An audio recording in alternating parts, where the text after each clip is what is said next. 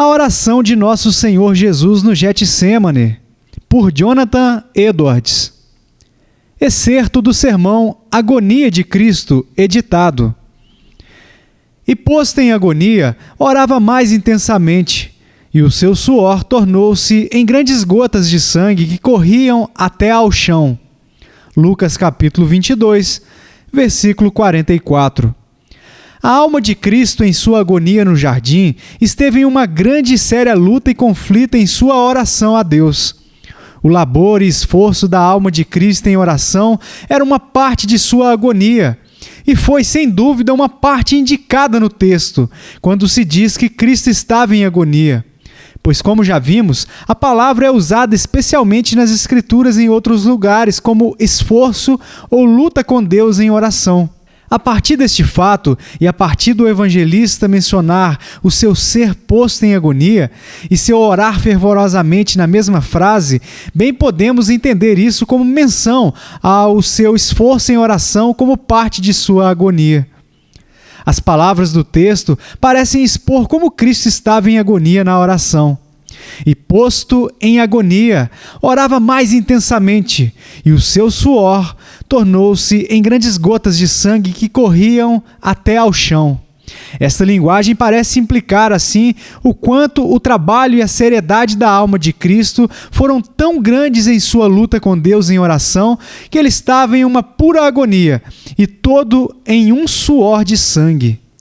O que eu proponho agora, nesta segunda proposição, é com a ajuda de Deus explicar essa parte da agonia de Cristo, que consistiu na agonia e luta de sua alma em oração.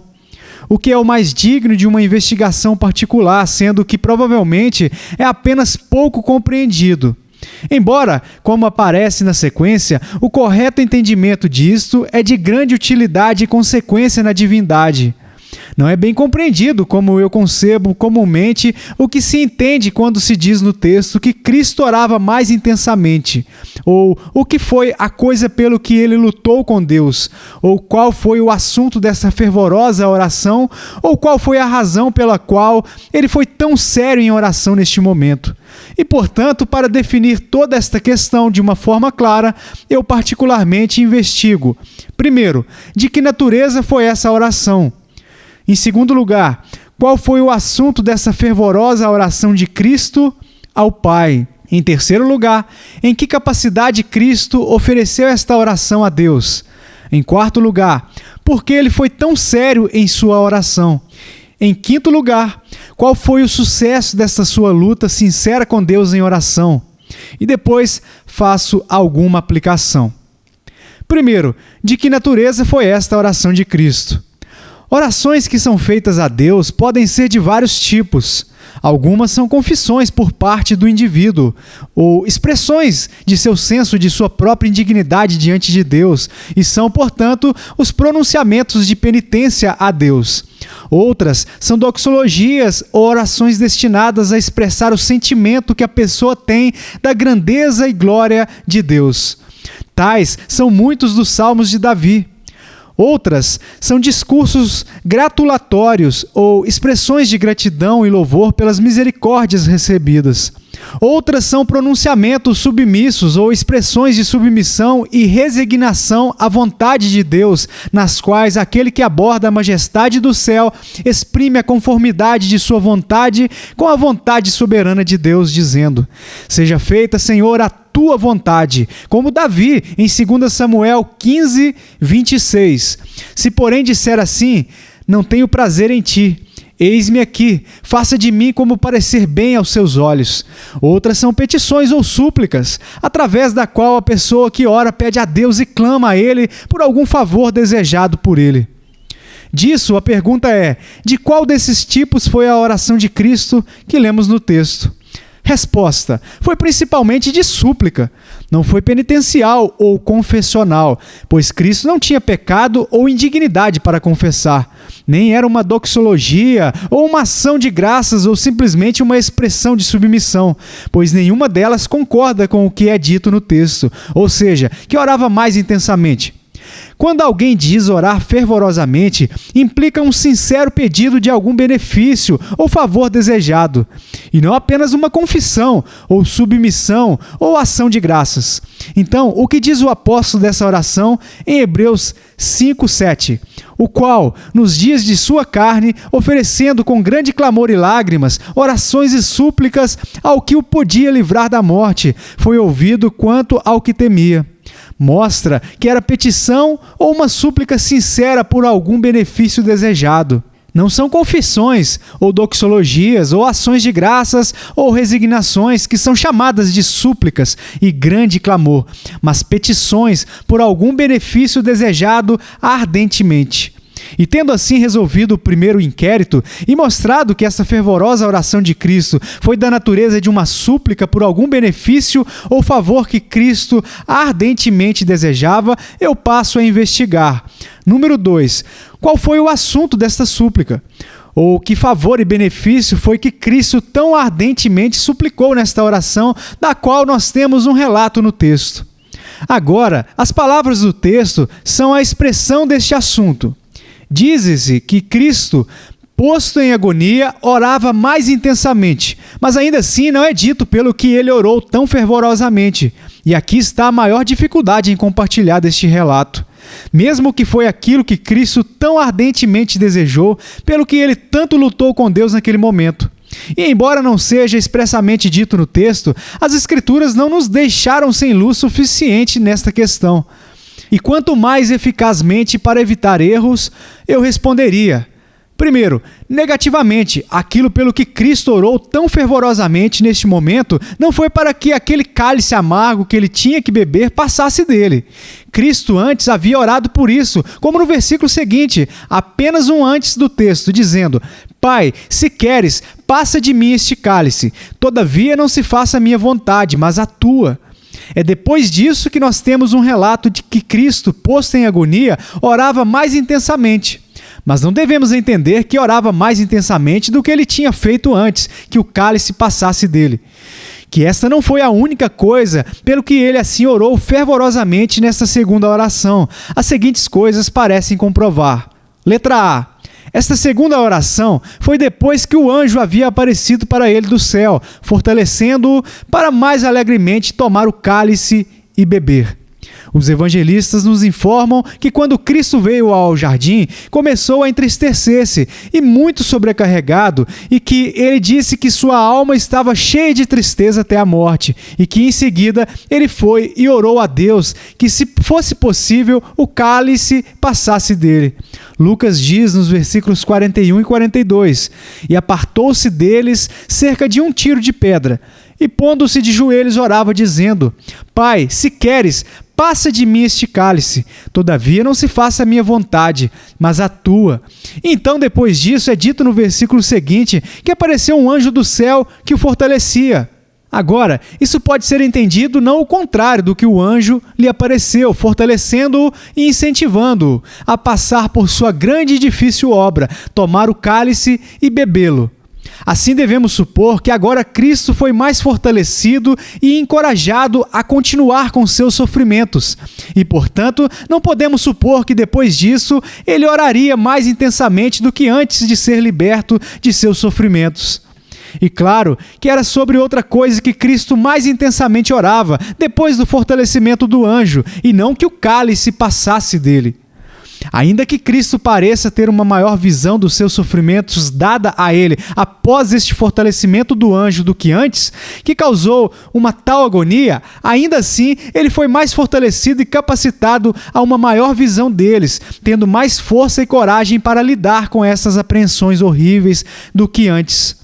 Sua força para suportar sofrimentos é aumentada com o senso dos seus sofrimentos.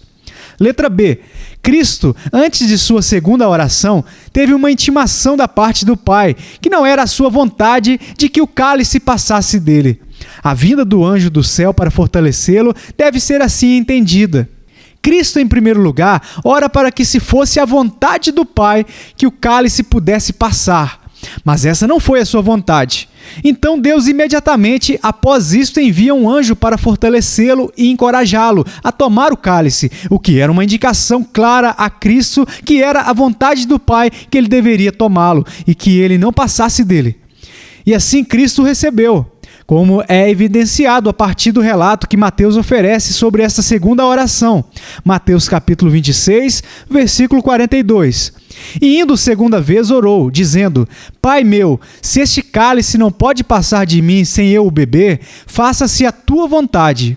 Ele fala como quem agora tinha uma indicação, uma vez que ele orou antes, que esta não era a vontade de Deus. E Lucas nos diz como a saber, por ter Deus enviado um anjo. Mateus nos informa, como Lucas o faz, que em sua primeira oração ele orou para que, se fosse possível, o cálice passasse dele. Mas então Deus envia um anjo para significar que não era a sua vontade e para encorajá-lo a tomá-lo. Então, Cristo, tendo recebido esta indicação clara que não era a vontade de Deus que o cálice passasse dele, rende-se à mensagem que recebeu e diz: Ó meu Pai, se é assim como tu agora indicas, seja feita a tua vontade. Portanto, podemos seguramente concluir que pelo que Cristo orava mais intensamente depois disso, não era para que o cálice passasse dele, mas por outra coisa, pois ele não oraria mais fervorosamente do que ele fez antes, para que o cálice passasse dele, depois de Deus ter sinalizado que não era sua vontade que isso passasse dele. Supor isto seria uma blasfêmia. Então, letra C. A linguagem da segunda oração, tal como é referida por Mateus: Pai meu, se este cálice não pode passar de mim sem eu o beber, faça-se a tua vontade. Mostra que Cristo não ora, então, para que o cálice passasse dele. Isto certamente não é orar mais fervorosamente para que o cálice passasse. É sim uma entrega a esta questão e uma interrupção de instá-la mais e submissão a isso como algo determinado pela vontade de Deus, feita conhecida pelo anjo. E letra D. A partir do relato do apóstolo sobre esta oração, no capítulo 5 de Hebreus, as palavras do apóstolo foram estas: o qual, nos dias da sua carne, oferecendo com grande clamor e lágrimas, orações e súplicas, ao que o podia livrar da morte, foi ouvido quanto ao que temia. O grande clamor e lágrimas de que o apóstolo fala são, sem dúvida, o mesmo que Lucas fala no texto quando ele diz: ele, posto em agonia, orava mais intensamente, pois esta foi a imagem mais nítida e séria do clamor de Cristo, o qual não temos qualquer relato em algum lugar. Mas, de acordo com o relato do apóstolo, aquilo que Cristo temia e pelo que clamou tão fortemente a Deus nesta oração era algo que ele foi ouvido, algo que Deus concedeu o seu pedido e, portanto, não era que o cálice passasse dele. Tendo assim mostrado que não foi pelo que Cristo orou nesta séria oração, eu prossigo para mostrar, em segundo lugar, pelo que foi que Cristo buscou tão ardentemente de Deus nesta oração. Eu respondo em uma frase: era que a vontade de Deus fosse feita no que se refere aos seus sofrimentos. Mateus oferece este relato expresso sobre isso na própria linguagem da oração que já fora recitada várias vezes. Meu Pai, se este cálice não pode passar de mim sem que eu o beba, seja feita a tua vontade. Esta é uma entrega e uma expressão de submissão, mas não é apenas isso. Tais palavras, seja feita a sua vontade, como elas são mais comumente usadas, não são entendidas como uma súplica ou pedido, mas apenas como uma expressão de submissão. Mas as palavras nem sempre devem ser entendidas neste sentido na Escritura, mas às vezes devem ser entendidas como um pedido. Assim, elas devem ser entendidas na terceira petição da oração do Senhor: seja feita a tua vontade, assim na terra como no céu. Ali, as palavras são compreendidas tanto como uma expressão de submissão e também um pedido, como elas são explicadas no Catecismo da Assembleia, e assim as palavras devem ser entendidas aqui. O evangelista Marcos diz que Cristo saiu de novo e falou as mesmas palavras que ele havia falado em sua primeira oração. Marcos capítulo 14, versículo 39. Mas então nós devemos entender isso como as mesmas palavras da última parte de sua primeira oração. Não seja, porém, o que eu quero, mas o que tu queres. como mostra o relato mais completo e minucioso de Mateus. Assim que a coisa mencionada no texto, pelo que Cristo estava lutando com Deus nesta oração, era que a vontade de Deus fosse feita no que refere aos seus sofrimentos. Mas então, outro inquérito pode surgir aqui, a saber, o que está implícito em Cristo orando para que a vontade de Deus fosse feita no que se refere aos seus sofrimentos. A isto eu respondo. Letra A. Isso implica um pedido para que ele fosse fortalecido e apoiado e habilitado para fazer a vontade de Deus, passando por esses sofrimentos. O mesmo como quando ele diz: eis aqui venho, no princípio do livro está escrito sobre mim, para fazer, ó Deus, a tua vontade. Hebreus capítulo 10, versículo 7. Foi da vontade preceptiva de Deus que ele tomasse esse cálice e bebesse. Foi a ordem do Pai para ele. O Pai lhe deu o cálice e foi estabelecido diante dele com a ordem que ele deveria beber. Este foi o maior ato de obediência que Cristo deveria executar. Ele ora por força e auxílio, para que a sua pobre e fraca natureza humana fosse apoiada, para que ele não falhasse nessa grande prova, para que ele não afundasse e fosse engolido, e que sua força superasse em muito que ele não aguentasse, e que consumasse a obediência indicada. Esta foi a única coisa que ele temia, do qual o apóstolo fala no capítulo 5 de Hebreus, quando ele diz: ele foi ouvido quanto ao que temia. Quando ele teve um senso tão extraordinário do horror dos seus sofrimentos impressos em sua mente, o medo disso o assombrava. Ele estava com medo de que sua pobre e fraca força fosse superada e que ele falhasse em uma tão grande provação, que ele fosse engolido por aquela morte, que ele estava para morrer, e assim não fosse salvo da morte. E, portanto, ele se ofereceu com grande clamor e lágrimas àquele que era capaz de fortalecê-lo e apoiá-lo e salvá-lo da morte, para que a morte que deveria sofrer não pudesse superar o seu amor e obediência, mas que ele pudesse vencer a morte e ser salvo dela. Se a coragem de Cristo falhasse no teste e ele não resistisse sob seus sofrimentos da morte, ele nunca teria sido salvo da morte, mas ele teria afundado no lamaçal profundo. Ele nunca teria ressuscitado dentre os mortos, pois a sua ressurreição dos mortos foi uma recompensa por sua vitória. Se a sua coragem houvesse falhado e ele tivesse desistido, ele teria permanecido debaixo do poder da morte, e por isso todos nós teríamos perecido, teríamos ainda permanecido em nossos pecados. Se ele tivesse falhado, tudo teria falhado. Se ele não tivesse superado esse conflito doloroso, nem ele nem nós poderíamos ter sido libertados da morte. Todos nós teríamos morrido juntos. Portanto, esta foi a preservação da morte que o apóstolo fala, que Cristo temia e orava, com grande clamor e lágrimas. Seu ser superado pela morte era a única coisa que ele temia, e por isso ele foi ouvido quanto ao que temia. Cristo orou para que a vontade de Deus fosse realizada em seus sofrimentos, mesmo para que ele não deixasse de obedecer à vontade de Deus em seus sofrimentos.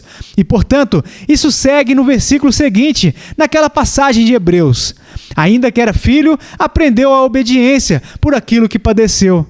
Que foi a este respeito que Cristo, em sua agonia, orou tão fervorosamente, para que a vontade de Deus fosse feita, ou seja, que ele tivesse força para cumprir a vontade, e não afundasse e falhasse em tais grandes sofrimentos.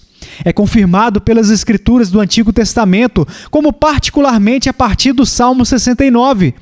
O salmista representa a Cristo neste salmo, como é evidente pelo fato de que as palavras do salmo são representadas como as palavras de Cristo em muitos lugares do Novo Testamento. Esse salmo é representado como a oração de Cristo a Deus quando sua alma estava profundamente triste e assombrada, como foi em sua agonia. Como você pode ver no 1º e 2º versículos. Livra-me, ó Deus, pois as águas entraram até a minha alma. Atolei-me em profundo lamaçal, onde se não pode estar em pé.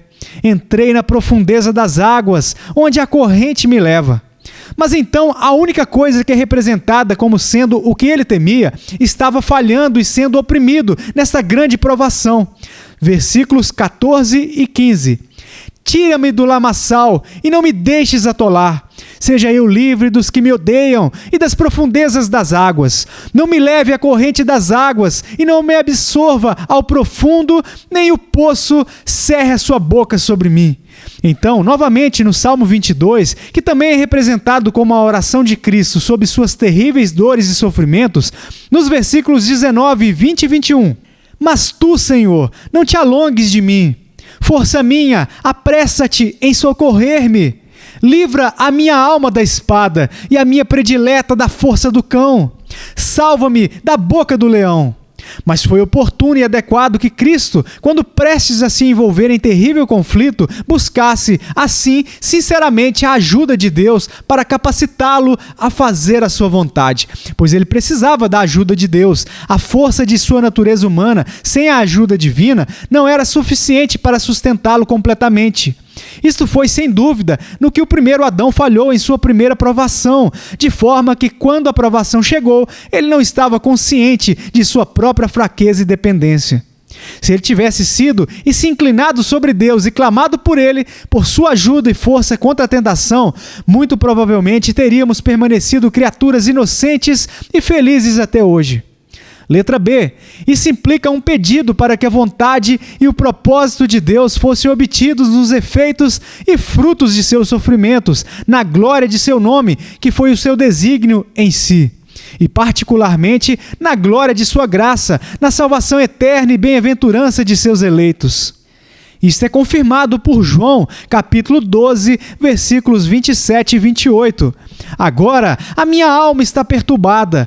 E que direi eu? Pai, salve-me desta hora. Mas para isto vim a esta hora. Pai, glorifica o teu nome. Então veio uma voz do céu que dizia: já o tenho glorificado, e outra vez o glorificarei. Ali, o primeiro pedido é o mesmo primeiro pedido de Cristo aqui em semelhante tribulação. Agora está a minha alma perturbada. E que direi eu, Pai? Salve-me desta hora. Ele ora, em primeiro lugar, como ele faz aqui, para que pudesse ser salvo de seus últimos sofrimentos. Em seguida, depois que determinou dentro de si mesmo que a vontade de Deus era de outra forma, que ele não fosse salvo daquela hora, mas para isto, diz ele, vim a esta hora. Então, seu segundo pedido após este é: Pai, glorifica o teu nome. Portanto, isto é sem dúvida o significado do segundo pedido em sua agonia, quando ele orou para que a vontade de Deus fosse feita. Isto é, que a vontade de Deus fosse feita naquela glória de seu próprio nome, que ele pretendia nos efeitos e frutos de seus sofrimentos, para que, vendo que era sua vontade que ele deveria sofrer, ele sinceramente ora para que a finalidade de seu sofrimento, na glória de Deus e salvação dos eleitos, não pudesse falhar. E estas são as coisas pelo que Cristo tão sinceramente lutou com Deus em sua oração, do que temos um relato no texto, e não temos nenhuma razão para pensar que eles não foram expressos em oração, bem como indicados. Não é razoável supor que o evangelista, em seu outro relato dos eventos, mencione todas as palavras da oração de Cristo. Ele apenas menciona a substância. Número 3. Em que capacidade Cristo oferece aquelas orações fervorosas a Deus em sua agonia? Em resposta a este inquérito, observo que ele ofereceu aquelas orações não como uma pessoa particular, mas como sumo sacerdote.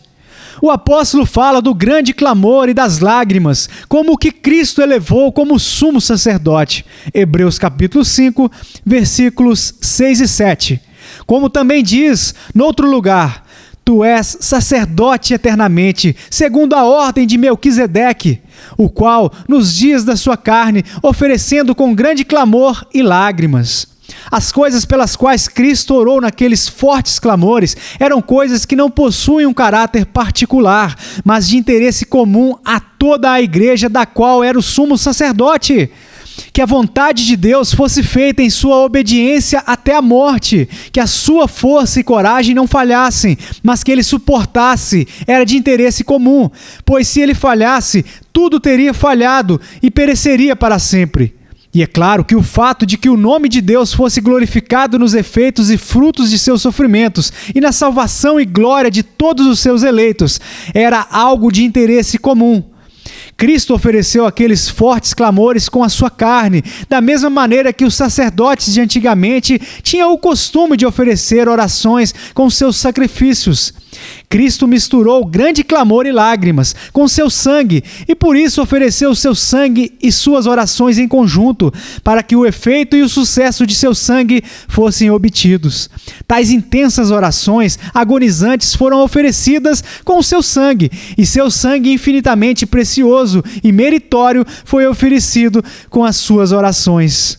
Quarto, por que Cristo foi tão intenso naquelas súplicas? Lucas fala delas como muito intensas, o apóstolo fala delas como grande clamor, e sua agonia, em parte, consistiu nesta intensidade, e o relato que Lucas nos oferece parece implicar que o seu suor sangrento era, em parte, pelo menos, pelo grande trabalho e intenso sentido de sua alma em lutar com Deus em oração.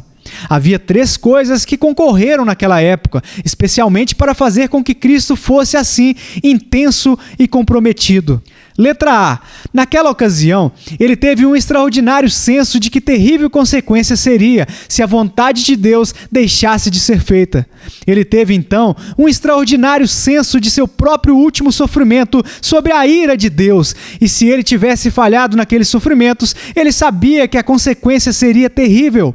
Ele tem agora uma visão tão extraordinária do assombro da ira de Deus, o seu amor pelos eleitos tende a tornar mais do que ordinariamente sério que eles pudessem ser libertos do sofrimento daquela ira por toda a eternidade, o que não poderia ter sido se ele tivesse falhado em fazer a vontade de Deus, ou se a vontade de Deus, no efeito de seu sofrimento, houvesse falhado. Letra B. Não é de admirar que esse extraordinário senso que Cristo teve naquela ocasião, quanto ao alto preço dos meios de salvação de pecadores, fê-lo muito intenso pelo sucesso desses meios, como você já ouviu. Letra C. Cristo teve um extraordinário senso de sua dependência de Deus e de sua necessidade de sua ajuda para capacitá-lo a fazer a vontade de Deus nessa grande provação. Embora ele fosse inocente, ainda assim ele precisava de ajuda divina.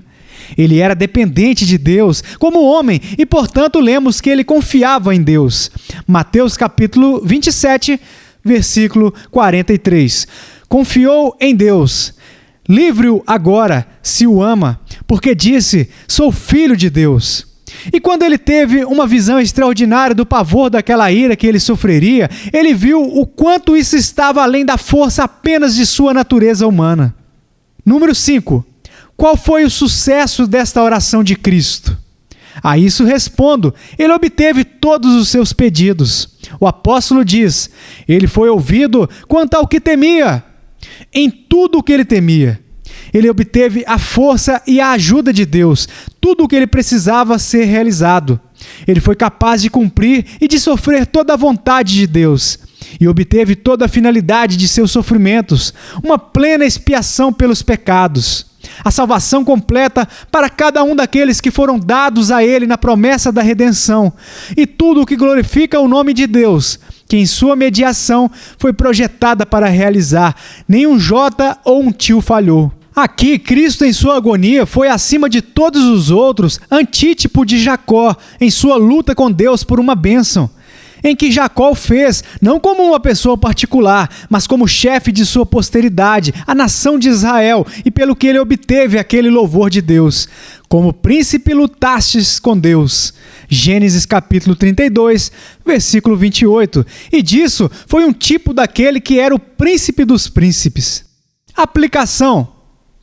Grande proveito pode ser obtido a partir da consideração do grande clamor e lágrimas de Cristo nos dias de sua carne, de muitas maneiras para nosso benefício. Número 1. Isso pode nos ensinar de que maneira devemos orar a Deus, não de uma forma fria e descuidada, mas com grande seriedade e comprometimento de espírito, e especialmente quando estamos orando a Deus por coisas que são de infinita importância, tais como bênçãos espirituais e eternas. Tais foram os benefícios pelo que Cristo orou com tão grande clamor e lágrimas, para que pudesse estar habilitado a fazer a vontade de Deus nessa grande e difícil obra que Deus lhe havia ordenado, para que ele não afundasse e falhasse, mas tivesse a vitória, e assim, finalmente, fosse liberto da morte, e para que a vontade e o propósito de Deus fossem obtidos como fruto de seus sofrimentos, na glória de Deus e a salvação dos eleitos.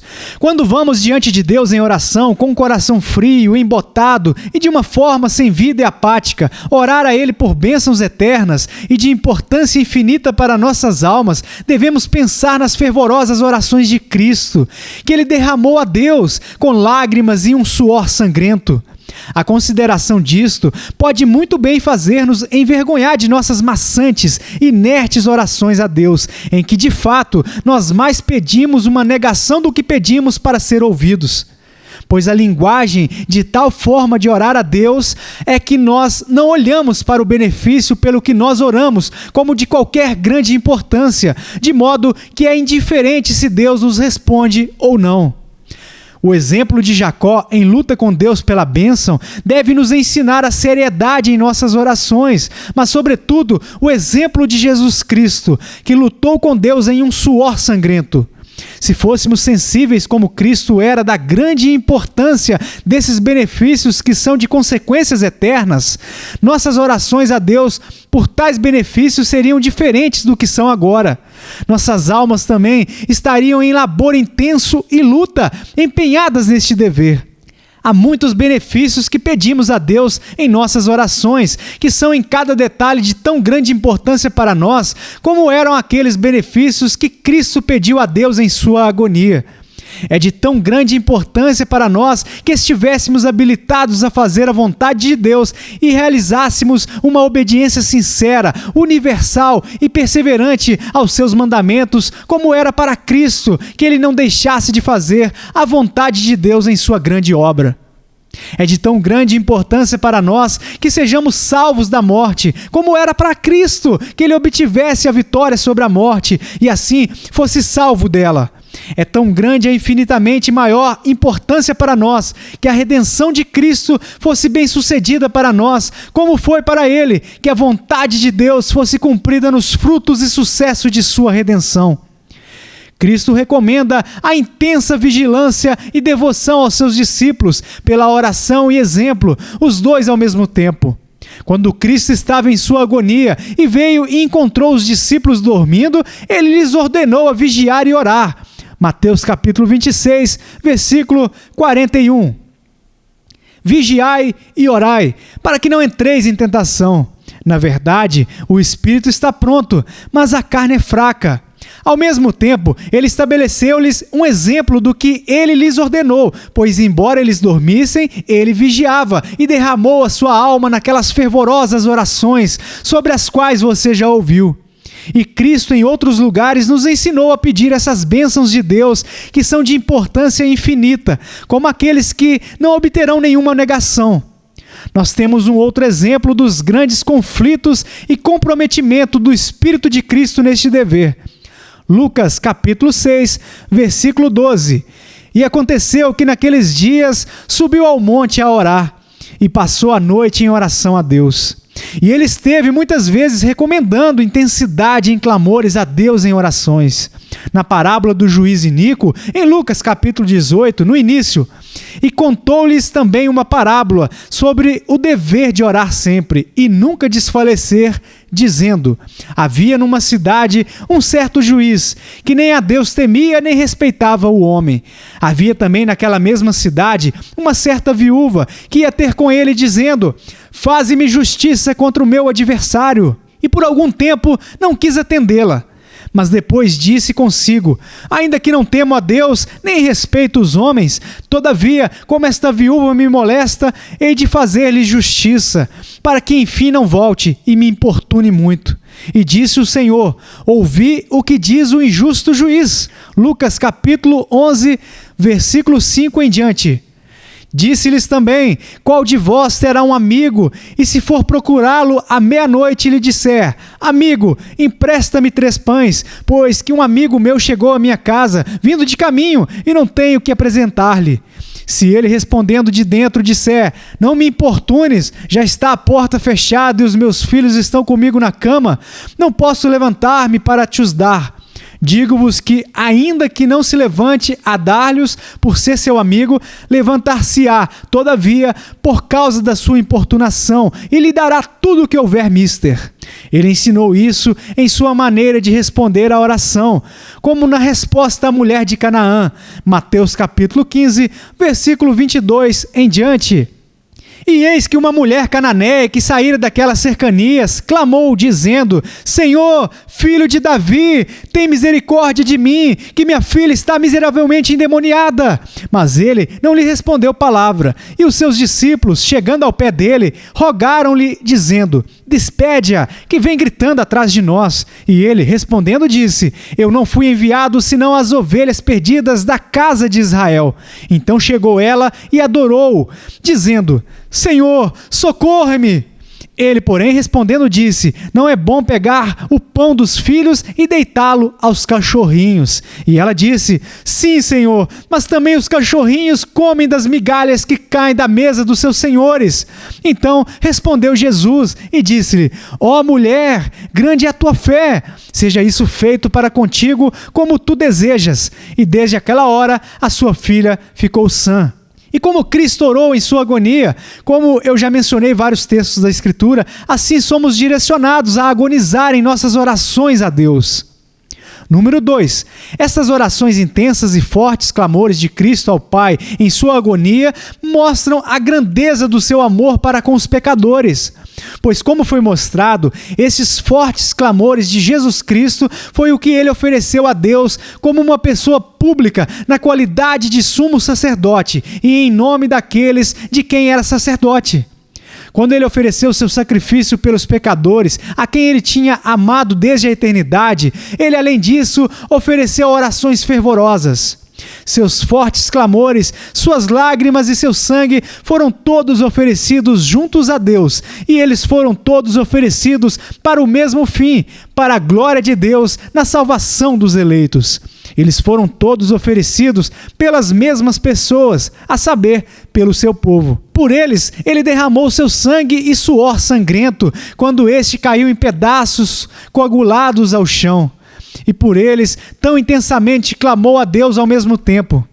Isto ocorreu para que a vontade de Deus fosse feita na eficácia de seus sofrimentos, na eficácia de seu sangue, na salvação daqueles por quem o sangue foi derramado e, portanto, essa intensidade demonstra seu forte amor. Isso demonstra quão grandemente ele desejava a salvação dos pecadores. Ele clamou a Deus para que ele não afundasse e falhasse nesse grande empreendimento, porque se ele fizesse isso, os pecadores não poderiam ser salvos, mas todos pereceriam.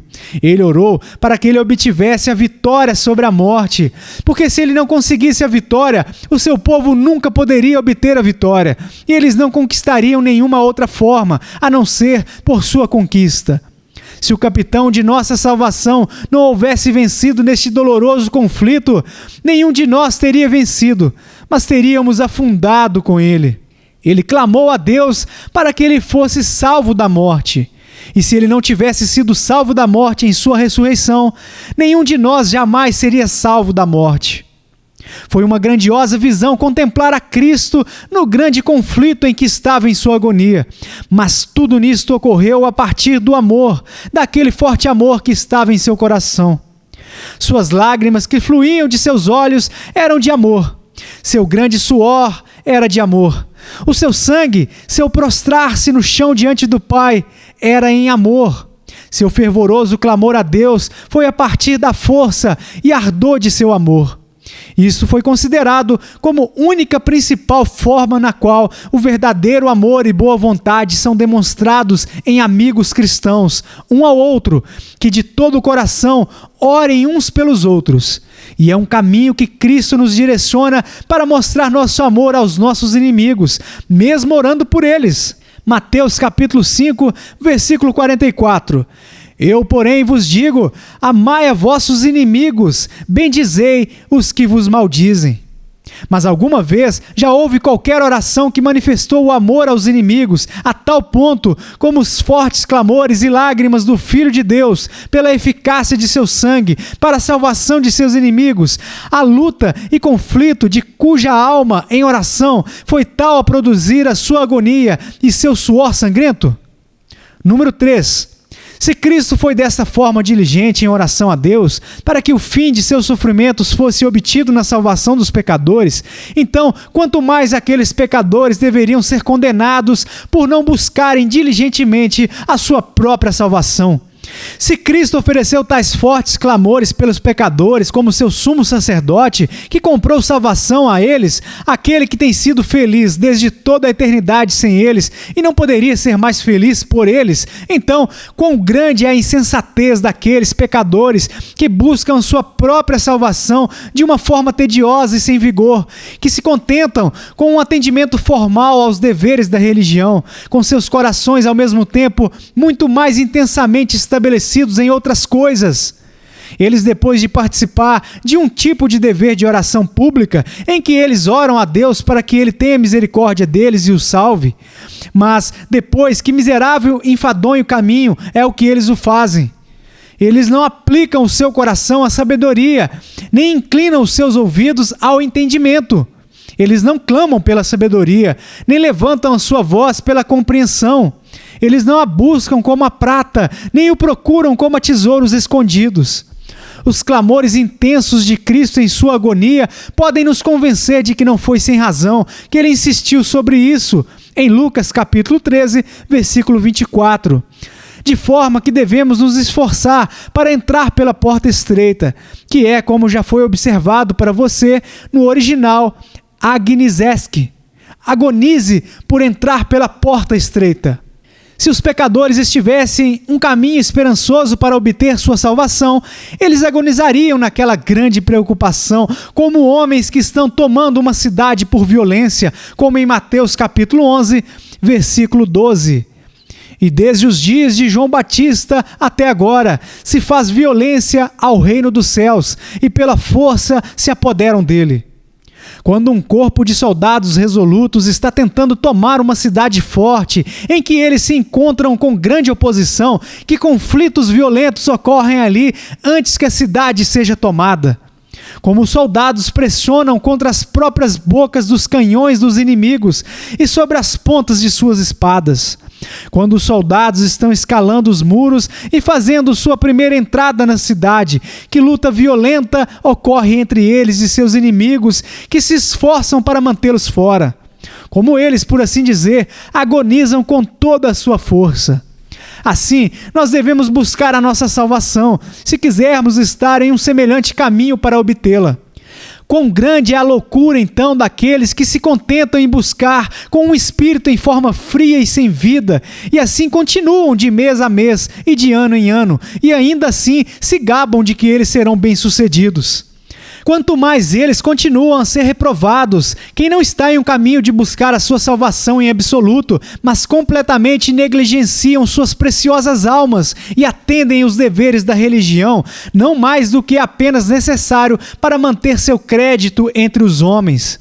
E em vez de pressionar em direção ao reino de Deus, estão muito violentamente pressionando em direção à sua própria destruição e ruína, estando apressadamente dirigidos por suas muitas e fortes concupiscências, como a manada de porcos se apressou pela legião de demônios e correu violentamente para baixo de um despenhadeiro no mar, perecendo nas águas. Mateus capítulo 8, versículo 32. Número 4. Pelo que foi dito sob esta proposição, podemos aprender de que maneira os cristãos devem prosseguir no trabalho que está diante deles. Cristo tinha uma grande obra diante dele quando isso aconteceu, do que nós temos um relato no texto. Apesar de ter sido muito perto do fim de sua vida, no entanto, ele nessa ocasião, quando sua agonia começou, teve a principal parte do trabalho diante dele para o que ele veio fazer no mundo, que foi o ofertar o sacrifício que ele ofereceu em seus últimos sofrimentos, e nisso realizar o maior ato de sua obediência a Deus. E assim, os cristãos têm um grande trabalho a fazer, um serviço que realizarão para Deus, que é efetuado com muita dificuldade. Eles têm estabelecida uma corrida diante deles, a qual eles têm que correr, uma guerra que é indicada a eles. Cristo foi o sujeito de uma grande provação no momento de sua agonia. Assim, Deus está acostumado a exercitar o seu povo com grandes provações. Cristo encontrou-se com grande oposição naquela obra que ele devia cumprir. Assim, os crentes, semelhantemente, encontram grande oposição em correr a carreira que está posta diante deles. Cristo, como homem, tinha uma natureza frágil que era em si muito insuficiente para sustentar um conflito ou para suportar tal carga como a que estava vindo sobre ele. Assim, os santos têm a mesma natureza humana fraca e, junto com isso, grandes fraquezas pecaminosas que Cristo não tinha, o que lhes colocam sob grandes desvantagens e aumentam consideravelmente a dificuldade de seu trabalho. Essas grandes tribulações e dificuldades que estavam diante de Cristo foram o caminho pelo qual ele devia entrar no reino dos céus, para que seus seguidores pudessem esperar que, por muitas tribulações, nos importa para entrar no reino de Deus. Atos dos Apóstolos, capítulo 14, versículo 22. A cruz foi para Cristo o caminho para a coroa de glória, e assim ela é para os seus discípulos. As circunstâncias de Cristo e de seus seguidores nessas coisas são iguais. O seu caso, portanto, é o mesmo. E, portanto, o comportamento de Cristo em tais circunstâncias foi um exemplo adequado para eles seguirem. Eles devem olhar para o seu capitão e observar de que maneira ele passou por sua grande obra e as grandes tribulações que ele sofreu. Eles devem observar de que maneira ele entrou no reino dos céus e obteve a coroa de glória. E assim eles também devem participar da corrida que se coloca diante deles. Portanto, nós também, pois que estamos rodeados de uma tão grande nuvem de testemunhas, deixemos todo o embaraço e o pecado que tão de perto nos rodeia e corramos com paciência a carreira que nos está proposta. Hebreus capítulo 12, versículo 1. Particularmente, letra A. Quando os outros estão dormindo, eles devem estar acordados, como foi com Cristo. O tempo de agonia de Cristo foi de noite, o tempo em que as pessoas tinham o costume de estar dormindo. Foi o tempo em que os discípulos que estavam perto de Cristo dormiam. Mas Cristo, nessa ocasião, tinha outra coisa a fazer ao invés de dormir. Ele tinha um grande trabalho a fazer. Ele manteve-se acordado, com o coração envolvido nesta obra.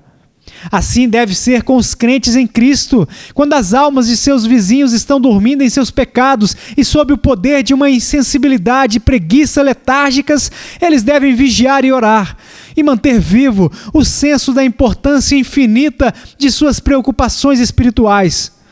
1 Tessalonicenses, capítulo 5, versículo 6. Não durmamos, pois, como os demais, mas vigiemos e sejamos sóbrios. Letra B. Eles devem seguir em seu trabalho com intenso labor, como Cristo fez. O momento em que os outros estavam dormindo era um momento em que Cristo estava perto de sua grande obra, estava comprometido nisso com todas as suas forças, agonizante nisso, conflitante e lutando em lágrimas e em sangue. Assim, os cristãos devem, com o máximo de seriedade, remir o seu tempo com as almas comprometidas neste trabalho, passando por meio da oposição que eles encontram nisso, passando por todas as dificuldades e sofrimentos que existem no caminho, correndo com paciência a carreira posta diante deles, lutando contra os inimigos de sua alma com todas as suas forças, como aqueles que não lutam contra a carne e o sangue, mas contra os principados e potestades, e os príncipes das trevas deste mundo, e hostes espirituais da maldade nas regiões celestiais. Letra C. Este labor e luta devem ser para que Deus seja glorificado e sua própria felicidade eterna obtida em um caminho de fazer a vontade de Deus. Assim foi com Cristo. Pelo que ele tão intensamente se esforçou, foi que ele pudesse fazer a vontade de Deus, para que ele mantivesse o seu mandamento, seu difícil mandamento, sem falhar nele, e que desta forma a vontade de Deus fosse feita para a glória de seu eterno grande nome e para a salvação de seus eleitos, que ele intencionou por meio de seus sofrimentos. Aqui está um exemplo que os santos devem seguir nestas santas lutas e corrida e guerra que Deus lhes designou. Eles devem se esforçar para fazer a vontade de seu Pai Celestial, para que eles possam, como o apóstolo expressa em Romanos capítulo 12, versículo 2, experimenteis qual seja a boa, agradável e perfeita vontade de Deus. Romanos capítulo 12, versículo 2. E que neste caminho eles possam glorificar a Deus e possam vir, por fim, a ser para sempre felizes no gozo de Deus. Letra D. Em toda a grande obra que eles têm que fazer, a sua visão deve estar em Deus por sua ajuda para que sejam capacitados a superar. Assim fez o homem Cristo Jesus. Ele se esforçou em seu trabalho, mesmo em tal agonia e suor sangrento. Mas como ele se esforçou, não foi em sua própria força, mas seus olhos estavam em Deus. Ele clamou por ele, por seu auxílio e força para encorajá-lo, para que ele não falhasse. Ele vigiou e orou, como ele desejou que os seus discípulos fizessem. Ele lutou contra os seus inimigos e com seus grandes sofrimentos, mas ao mesmo tempo lutou com Deus para obter a sua ajuda, para capacitá-lo a fim de obter a vitória. Assim, os santos devem usar a sua força em sua carreira cristã ao máximo, mas não como dependendo de sua própria força, mas clamando fortemente a Deus para que por sua força os faça vencedores. Letra E. Dessa forma, eles devem resistir até o fim, como Cristo fez. Cristo, dessa forma, foi bem-sucedido e obteve a vitória e ganhou o prêmio. Ele triunfou e está assentado com o Pai em seu trono. Assim, os cristãos devem perseverar e resistir em sua grande obra até o fim. Eles devem continuar a executar sua corrida até que eles cheguem ao seu fim.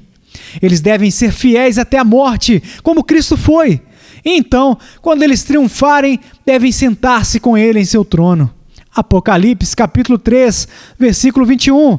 Ao que vencer, lhe concederei que se assente comigo no meu trono, assim como eu venci e me assentei com meu Pai no seu trono. Número 5. Por isso, pecadores sobrecarregados e angustiados, se algum tal está presente aqui, que possa ter abundante fundamento de encorajamento para vir a Cristo por salvação.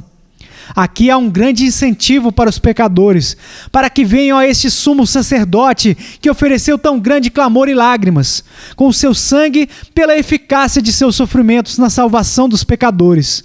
Pois, primeiro, aqui há grande fundamento de segurança de que Cristo está pronto a aceitar dos pecadores e conceder-lhes a salvação. Pois aqueles seus fortes clamores que ele ofereceu na capacidade de nosso sumo sacerdote demonstram quão intensamente desejoso ele foi disso. Se ele não estivesse disposto a que os pecadores fossem salvos, sendo eles sempre indignos disso, então por que ele lutaria assim com Deus por isso e tal suor sangrento? Clamaria alguém tão fervorosamente a Deus com tais caros clamores, em tão grande esforço e fadiga da alma por isso, se ele não desejasse que Deus concedesse? Não, certamente. Mas isso mostra quão grandemente o seu coração foi estabelecido no sucesso de sua redenção. E, portanto, uma vez que ele, por tais fervorosas orações e por tal suor sangrento, obteve a salvação do Pai pelos pecadores, ele certamente estará pronto para concedê-la a eles, se eles vierem a ele por salvação. Caso contrário, ele frustraria seu próprio plano. E aquele que tão intensamente clamou a Deus para que seu propósito não fosse frustrado, não frustrará afinal a si mesmo. Segundo, aqui está o mais forte motivo de segurança de que Deus está pronto para aceitar todos aqueles que vêm a Ele por misericórdia através de Cristo. Pois por isso é que Cristo orou naquelas fervorosas orações. Essas orações sempre foram ouvidas, como Cristo diz em João capítulo 11, versículo 4. Eu bem sei que sempre me ouves. E especialmente que eles possam concluir que ouviram o seu sumo sacerdote naqueles fortes clamores que ele ofereceu com o seu sangue. E isso especialmente na seguinte consideração. Letra A. Elas foram as orações mais intensas que já foram feitas. Jacó foi muito intenso quando ele lutou com Deus. E muitos outros têm lutado com Deus, com muitas lágrimas. Sim, sem dúvida, muitos dos santos têm lutado com Deus, com tal labor interior e lutas como a produzir efeitos poderosos sobre o corpo. Mas tão intenso foi Cristo, tão forte foi o esforço e fervor de seu coração, que ele clamou a Deus em um suor sangrento, de modo que se cada intensidade e importunação na oração sempre prevaleceram com Deus, podemos concluir que aquela prevaleceu. Letra B. Aquele que nessa ocasião orou era a pessoa mais digna que alguma vez já elevou uma oração. Ele tinha mais merecimento do que quaisquer homens ou anjos tinham diante dos olhos de Deus, segundo o que ele obteve, mais excelente nome do que eles, pois ele era o Filho unigênito de Deus, infinitamente amável em sua visão, o Filho em quem ele declarou uma e outra vez em quem ele se agradava. Ele era infinitamente próximo e querido por Deus e tinha 10.000 vezes mais merecimento aos seus olhos do que todos os homens e anjos juntos. E podemos supor que qualquer outra pessoa foi ouvida quando clamou a Deus com tanta intensidade? Será que Jacó, um pobre homem pecador, quando ele lutou com Deus, obteve de Deus o nome de Israel e tal elogio que, como um príncipe, ele havia lutado com Deus e prevalecido? E Elias, que era um homem de paixões e sujeito a corrupções como nós, quando orava intensamente prevaleceu com Deus de forma a operar aquelas grandes maravilhas? E o Filho unigênito de Deus, quando lutando com Deus em lágrimas e sangue, não prevalecerá e terá o seu pedido concedido a ele? Certamente não há espaço para supor tal coisa, e portanto não há espaço para duvidar de que Deus dará salvação àqueles que creem nele em sua solicitação. Letra C. Cristo ofereceu essas orações fervorosas com o melhor apelo por uma resposta que já foi oferecido a Deus, a saber, o seu próprio sangue, que era um equivalente para a coisa que ele solicitava. Ele não apenas ofereceu fortes clamores, mas ele os ofertou com um preço plenamente suficiente para comprar o benefício que ele solicitava. Letra D. Cristo ofereceu este preço e aqueles fortes clamores, os dois juntos, pois ao mesmo tempo em que ele estava derramando estes pedidos sinceros pelo sucesso de sua redenção na salvação dos pecadores, ele também derramou o seu sangue. Seu sangue caía no chão no mesmo instante em que seus clamores subiam ao céu. Considerem estas coisas, sobrecarregados e angustiados pecadores, que estão prontos para duvidar da eficácia da intercessão de Cristo por tais criaturas indignas como eles, e para colocar em questão a prontidão de Deus em aceitá-los por causa de Cristo. Vão para o jardim, onde o Filho de Deus estava em agonia, e onde ele clamou a Deus tão intensamente, e onde o seu suor tornou, por assim dizer, em grandes gotas de sangue. E depois, vejam qual a conclusão vocês extrairão de tal visão maravilhosa. Número 6. Os piedosos podem obter grande consolo no fato de que Cristo, como seu sumo sacerdote, ofereceu tais fortes clamores a Deus. Vocês, que têm uma boa evidência de serem crentes em Cristo e seus verdadeiros seguidores e servos, podem ser consolados no fato de que Jesus Cristo é o seu sumo sacerdote, que aquele sangue que Cristo derramou em sua agonia caiu no chão por vocês e que aqueles intensos clamores foram elevados a Deus por vocês para o sucesso de seus labores e sofrimentos em todo aquele bem que vocês permanecem em necessidade neste mundo e em sua bem-aventurança eterna no mundo vindouro. Isso pode ser um consolo para vocês em todas as perdas e sob todas as dificuldades, para que vocês possam encorajar a vossa fé e fortalecer a vossa esperança e fazer com que vocês grandemente se alegrem.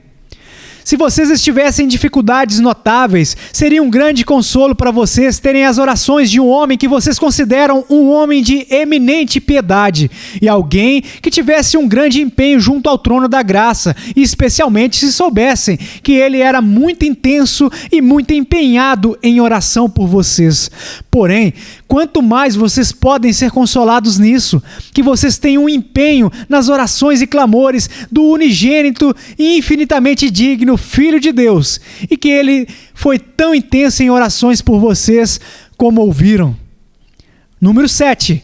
Disso podemos aprender quão intensos os cristãos devem ser em suas orações e esforços pela salvação dos outros.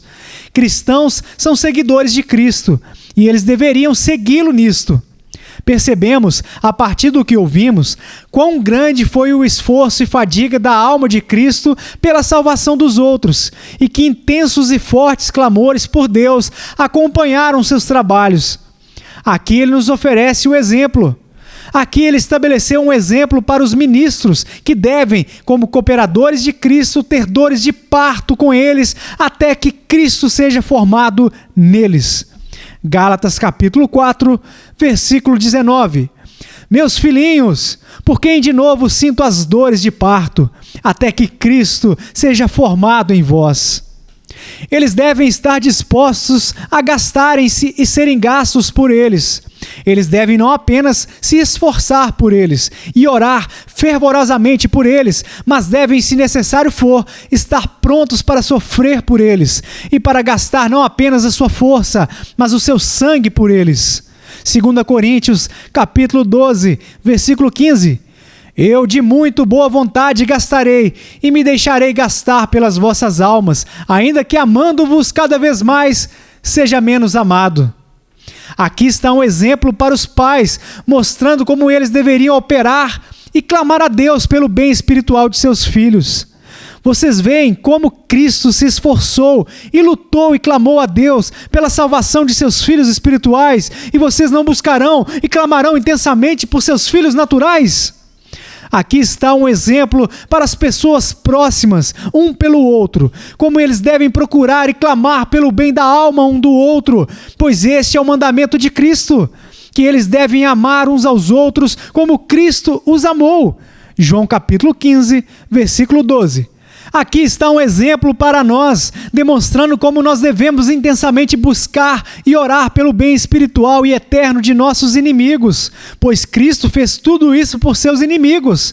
E quando alguns daqueles inimigos estavam naquele mesmo instante tramando a sua morte e ocupados, maquinando como saciar a sua malícia e crueldade em seus mais extremos tormentos e mais vergonhosa destruição.